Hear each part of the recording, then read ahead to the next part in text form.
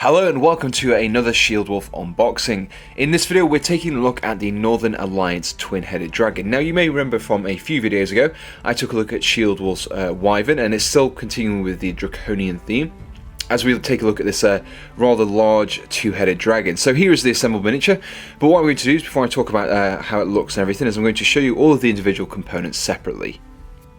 So here we have all of the components that go into making the two-headed dragon. Now the material that's been used here is resin, and you can really tell by how well and crisp the detail is on the, like for example, the wings here. You can see the stretched skin effect that's going in between the flaps, in between like the individual spines. We also have some nice detailings on here, such as these added blades, and these are hooked on. You can see just the loops there, how they've been go through the blade and actually through the spine of the wing there as well. There's a relatively few components, which is makes assembly a lot easier for this kind of miniature. You've got the main kind of torso there, the wings, the tail end is very spiked tail here, very nasty looking indeed. You also have the two necks here, and also the heads as well. So we have this open head here. So if I just place these together, you can see roughly how they go together. So very nice detailing, especially in the teeth here. You can see all of the individual teeth there have been picked out. It's kind of testament to why this resin really is a good quality resin. So we also have some of the legs and also the forearms as well. Now, one of the nice kind of themes across this miniature is all of the spikes. I mean, there really is quite a few of them. You can see them all running down the ridge of the body here. We've also got additional spines on the forearms there, just on the elbows. We've got additional spines on the knees as well, so there really is just full of spikes, this whole entire miniature is. Now the actual the resin is really nice quality.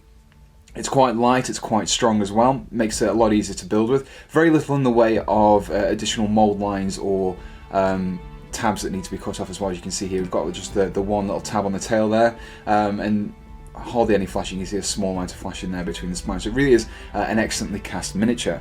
So now that we've looked at all of the components in situ, let's build this together and get an overall summary for the miniature. So here we have the assembled dragon. Now it didn't really take too long to build at all. In terms of the components fitting together, they did so really well. There's only a slight adjustments I needed to make in some of the arms. I had to file down some of the joints, the pegs that actually went into the joints, but it was quite easy to do so. Really wasn't much in the way of mold lines either. It was quite simple to remove those, and any loose kind of resin tabs were actually quite easy to clip off as well.